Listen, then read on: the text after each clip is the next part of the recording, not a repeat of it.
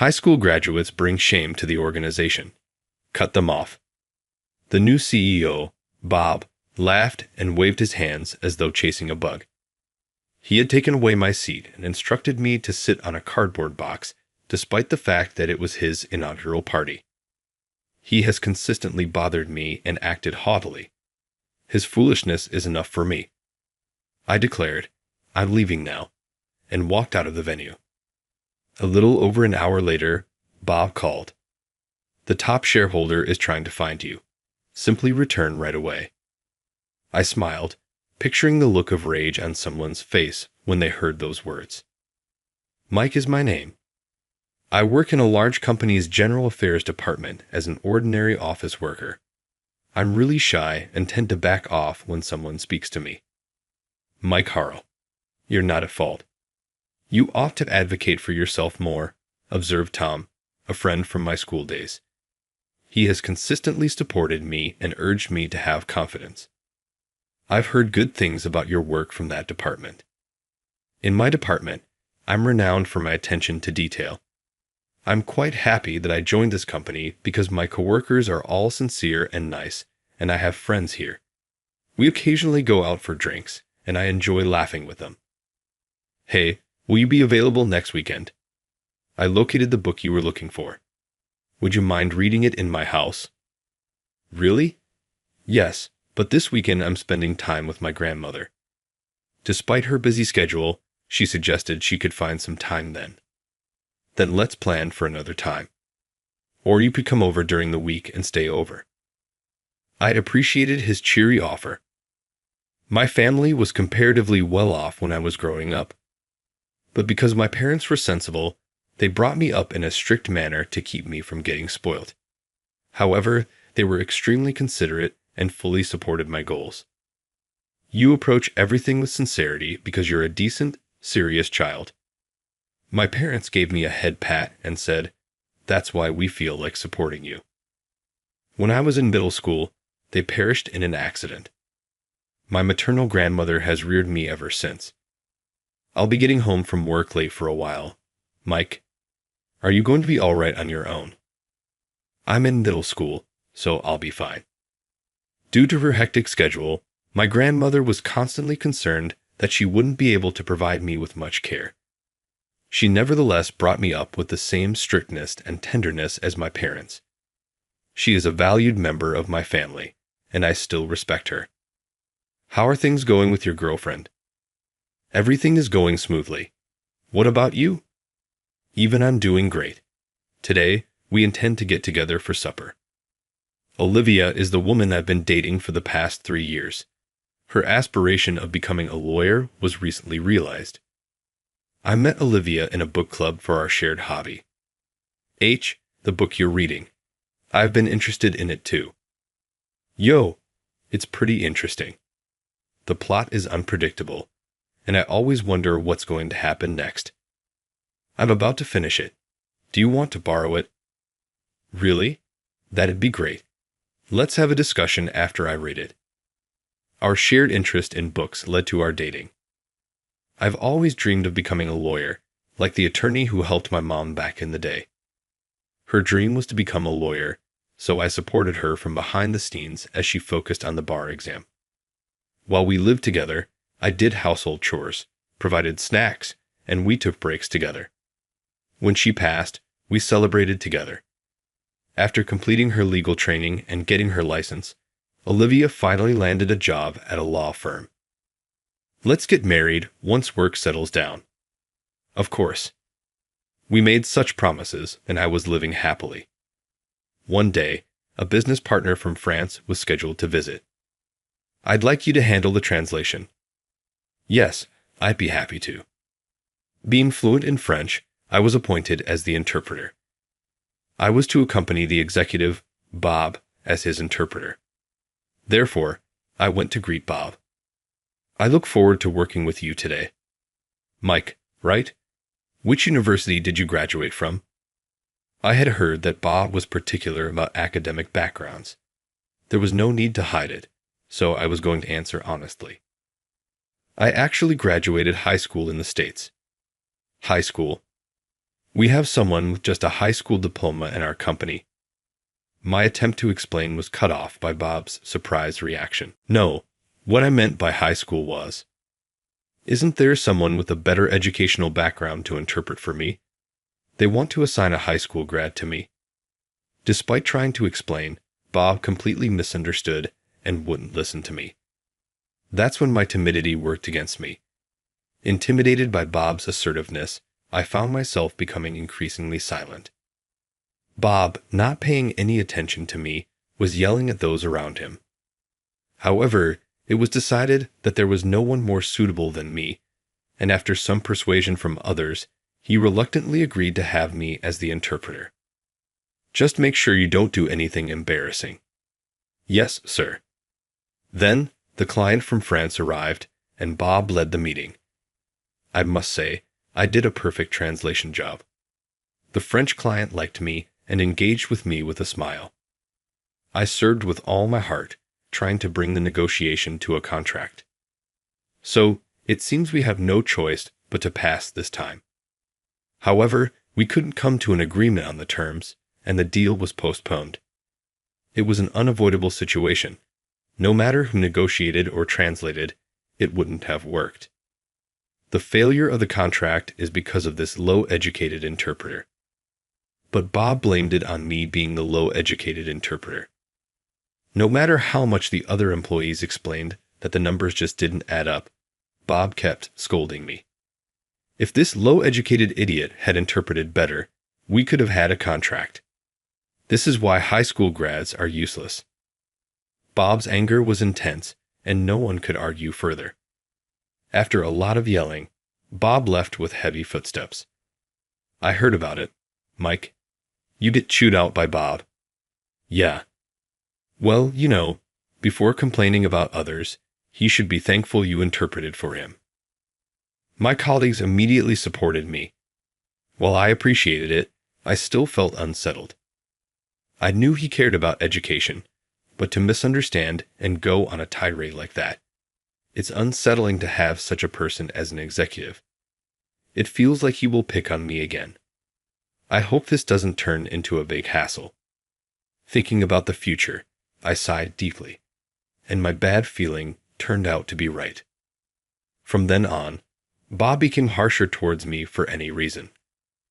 Originally, he was from the General Affairs Department, so that probably makes him dislike you even more. Being from General Affairs himself, he probably couldn't stand that someone with just a high school diploma like me was in his domain. That was the speculation of Alex, the head of the General Affairs Department. Bob started submitting me for menial tasks and tried to give me work unrelated to general affairs. Why do we have a high school educated incompetent in our company? Especially in general affairs of all places. We don't need people like that. He kept pressuring, indicating there was no place for a high school educated incompetent. Alex couldn't openly defy Bob and couldn't protect me in public. Is that from Bob? Yes. Then I'll assign that work to someone else. Focus on your tasks here. However, Alex took care to distribute my workload in general affairs to others, while I was burdened with Bob's tasks to prevent me from being overworked. Thank you. Always. No, don't mention it. I'm sorry this is all I can do. No, it's because of Bob, so it can't be helped. I was genuinely grateful for his consideration, but the harassment from Bob only escalated. Sometimes, I was unjustly reprimanded, and I received pitying looks from other employees. Mike, are you okay? Yo, I'm fine. Alex, the general affairs manager, and everyone in the department are helping me. I'll help as much as I can too. I appreciate it, but aren't you busy with sales? Well, yeah. I thanked Tom, who always looked concerned. I'll talk to my girlfriend about it too, so you should talk to yours. Yo, thanks. I wondered why he mentioned his girlfriend, but I nodded anyway. Talking to Olivia, my lawyer girlfriend, might indeed be a good idea. However, I thought she was too busy with her new career. But Olivia noticed something was up. Mike, Did something happen at work? Why? You seem lost in thought. So, I ended up venting about work to her. Olivia listened to me seriously. Just in case, record that guy Bob's verbal abuse. It's for your own defense. In case of emergency, those recordings will protect you. Convinced by her, I started carrying a voice recorder in my pocket. I continued to receive harassment and verbal abuse from Bob. How long does this high school incompetent plan to shamelessly stay in this company? I'm sorry. However, thinking about the voice recorder in my pocket made me feel less pained than before. Knowing I was collecting evidence of his verbal abuse made things easier for me. Mike, can we talk for a sec? Sure. But Tom, who is she? I'm Emma, dating Tom. After Bob left, Tom and his girlfriend approached me. Emma was older than us and seemed to work in administration. I wanted to ask about Bob. About Bob. More precisely, about what he did to you. We moved to a meeting room to talk. I was confused the whole time. I understand your confusion, but please tell us, Tom urged. So, I shared the verbal abuse and harassment I faced with her. You went through all that. He frowned upon hearing my story. Being in a different department, he probably didn't know the details of the harassment. He looked a mix of worried and angry. He really is a caring and good friend. Thank you for sharing all this with us. She lost in thought, then greeted me politely. She's very polite. I thought to myself as I responded to her. Thanks. You're welcome. Emma, who are you exactly? You don't seem like just an administrative worker. She looked momentarily puzzled but then smiled kindly. It's a secret for now.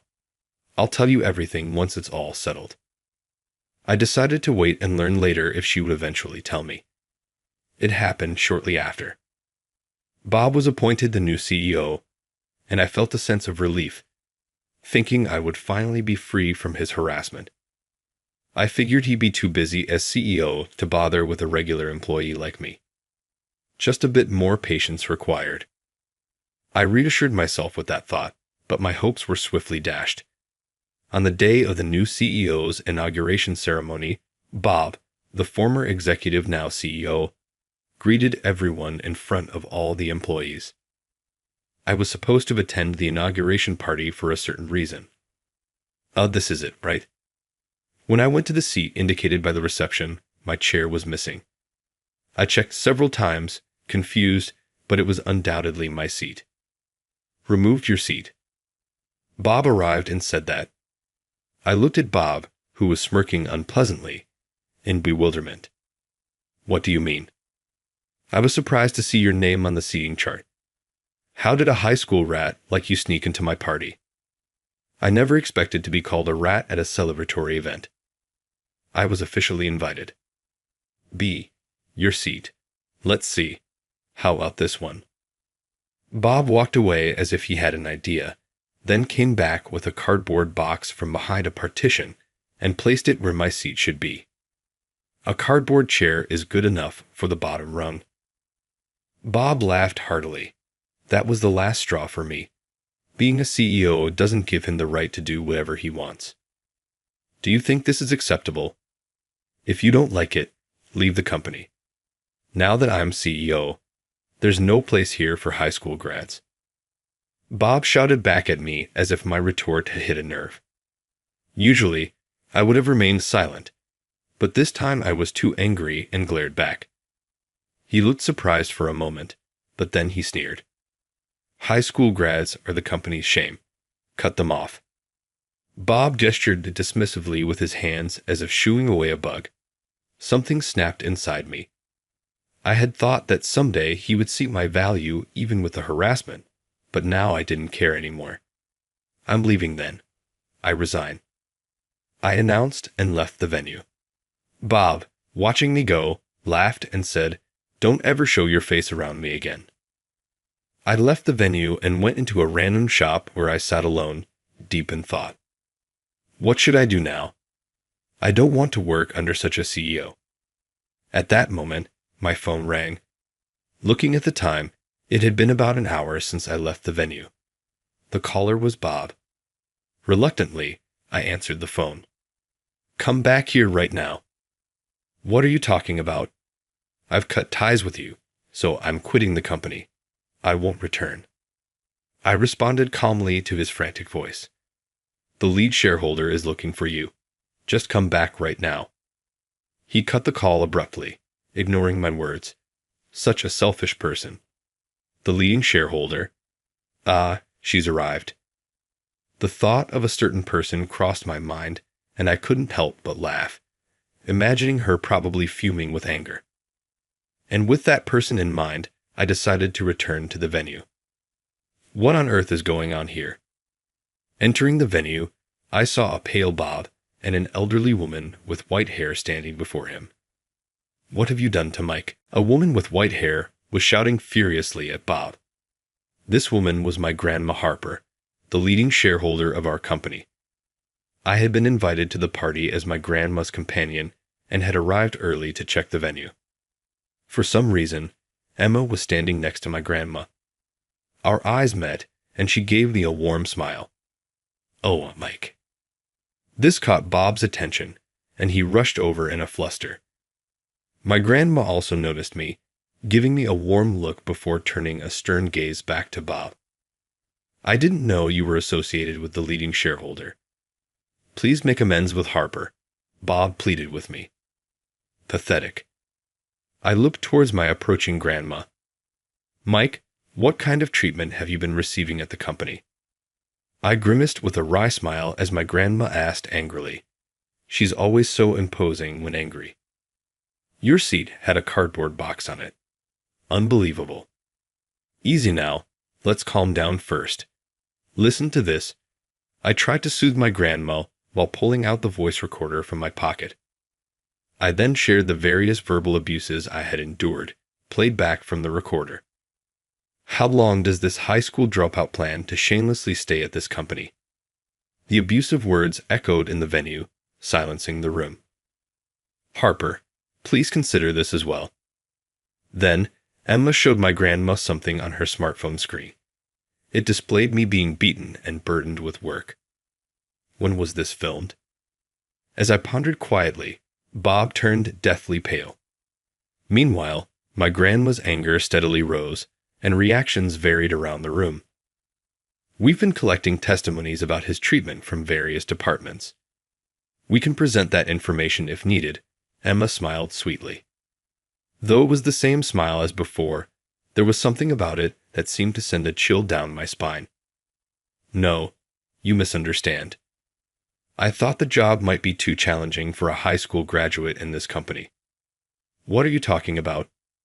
"Mike graduated from a university in France, and he skipped grades too."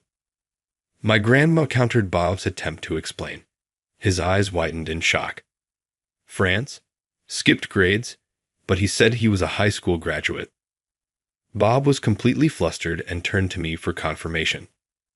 "Even if I graduated from a university in France with advanced placement, in America, they don't recognize it the same way. So my American education level is high school, but in France, I'm a college graduate," I explained to Bob. "That's impossible." While he was muttering, I decided to add one more thing. I also entered both my American and French educational backgrounds on my resume when I took the entrance exam for this company. I'm not sure how it was evaluated, but since I passed the exam, I believe the company has accepted my qualifications. After I added this, Bob fell silent. "It's astounding how much undercover harassment you can do to one employee," my grandma remarked, looking at the cardboard chair placed at my seat. Her anger seemed to have subsided, replaced by a look of disbelief.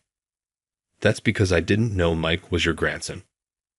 Even at this point, Bob was still trying to make excuses. "I didn't want to be thought of as someone who got a job because of my grandma's influence. That's why I took the entrance exam quietly and passed on my own." After joining the company, I confided to the then president alone that I was the major shareholder's grandson. I had asked him to keep it quiet from everyone else. I'm not good at standing out or being in the spotlight. That was my wish. The then president respected my wishes and had kept it to himself until now. If you had known he was my grandson, you wouldn't have acted this way. What a piece of work, my grandma said sarcastically. At her words, he had nothing to say and just hung his head. After that, the party never really shifted to a celebratory mood for the new CEO, and simply continued as a meal event. Bob left the venue alone. The company, my grandma, and I went around finishing up greetings. Good work, Mike. Oh, Emma. After completing the greetings, Emma approached me. I thanked her for gathering the evidence earlier. It's okay. Tom asked me to do it. So, Emma, you are actually. I'm related to the former president. I met Harper through my uncle, and now we're friends. Emma smiled mischievously. It seems she is the niece of the former president. Our company doesn't have a hereditary system. It chooses the next president based on merit. She had no intention of taking over and agreed with that principle. She had accepted Bob becoming the president as the former president stepped down. However, she heard rumors that Bob was harassing me. At that time, Tom consulted with me about you, Mike. She had revealed her identity only to Tom, so he must have asked her if anything could be done about it. That's why I started looking into things. Is that so? The more I looked into it, the less I wanted him to inherit the company my uncle cared so much about. Seeing her smile, I understood why Tom was smitten with her. I should be going now. Shall I walk you out? No, it's fine. Tom is picking me up. Are you two going on a date? She blushed and nodded. I wanted to see Olivia. I must fulfill my role as my grandma's companion. With that in mind, I renewed my resolve as I watched Emma leave, hoping to return to her side as soon as possible. Eventually, Bob was removed from his position as CEO by a shareholders' resolution and stepped down. However, he was appointed as the president of a subsidiary, acknowledging that he had some capabilities. Bob seems to have had a change of heart. He no longer ridicules employees for their education and is managing the company appropriately. Mike, I think you should claim damages for this. I don't really care anymore. But it's about settling the score. You suffered because of Bob. It's important for both you and him to settle this. Following Olivia's suggestion, I decided to claim damages from Bob. He complied willingly and paid the compensation. I was honestly surprised. I thought he would resist. Well, if it had been the old me, I definitely would have refused to pay. Bob had completely changed, showing a more composed demeanor. Curious, I couldn't help but ask why. In my family, academic achievements were everything. Those with lower education were considered the bottom, and only highly educated individuals had value. His obsession with academic credentials stemmed from his family's long-standing belief in educational elitism. He mentioned having a younger brother who lived freely, following the motto, "Live doing what you love." Consequently, Bob's parents disregarded this brother. Thanks to following the family's advice and graduating from a prestigious university, I was able to advance my career. Meanwhile, my brother continues to live freely. Bob's family praised him, but it was solely because he achieved high academic status as they demanded, not recognizing it as his own talent. I knew this, but I always denied it. That denial created a fissure in me, making me constantly irritable and aggressive towards others. However, following this incident, Bob was disowned by his family. In contrast, his brother, who successfully started his own company, was now being praised. Seeing all this made me feel foolish. Bob, on the brink of self-destruction, was admonished by his brother, who had refused to get involved with the family, and his wife, who continued to support him. That's when I fully woke up. From now on, I want to start over. Not for my family, but for myself, the company, and my loved ones. I felt a newfound respect for Bob. I'm sure he'll be all right from now on. As for the damages, I was wondering how I could make it up to you. So your claim actually helped me, Olivia said. Her words impressed me. Internally, I continued working as usual. Afterward, due to the incident with my grandma and Bob, it became known at the company that I was the major shareholder's grandson. But I am separate from my grandma. Please treat me as usual, without any special treatment, I requested. My colleagues understood my wish and interacted with me as they always had. I felt grateful to them, and became even more dedicated to my work. Tom, consulting Emma really helped gather a lot of evidence. That's good to hear. Grateful to Tom for his help, I decided to treat him to a meal as a thank you. Tom has always treated me the same, regardless of my family's wealth, which I truly appreciate. You stayed at, but I'm also grateful to you. Really? Tom and I became close in high school after he reached out to me. It all started when he approached me when I was about to give up in club activities. You supported me, and that made me want to try a little harder. At that time, Tom was about to quit the club because he couldn't keep up. That's when I remembered how my parents supported me and encouraged him. Just try a little longer. As a result, he outperformed everyone else and overcame his inferiority complex. Everyone else had given up, but you were the only one who supported me. That's why I decided to always be there for you too, Tom said with a laugh. I was moved by his words and had to fight back tears, quickly changing the subject to small talk to hide my emotions. Tom and I ending up at the same company was a complete coincidence. He's head over heels for Emma, and he fell even more for her after seeing her dignified presence at the party. We shared various stories and had a great time. Hi, Mike. Hi, Olivia. Olivia was waiting at home with a smile. You look really happy. Do I? Maybe because I had fun. That's good. You seem to be pondering a lot recently. Thanks. When I thanked Olivia, she giggled and asked, About what? Looking at her, I felt a strong desire to protect her smile. Later, Olivia's work finally settled down. So, will you marry me? Yes, I'd love to. And so we decided to get married. Considering my preference to avoid the limelight, Olivia suggested a small ceremony with only family and close friends. Thank you, but are you sure it's okay? It's fine. I'm not interested in a lavish wedding. It has to be something we both truly enjoy. I grew to love her even more when she said that with a smile. I decided to invite my grandma, Tom, and Emma. Since Olivia only invited her family, it was a small wedding. However, it turned out to be a very warm ceremony. Mike and Olivia, I wish you both happiness. Actually, we're also planning to get married within the year. That's great.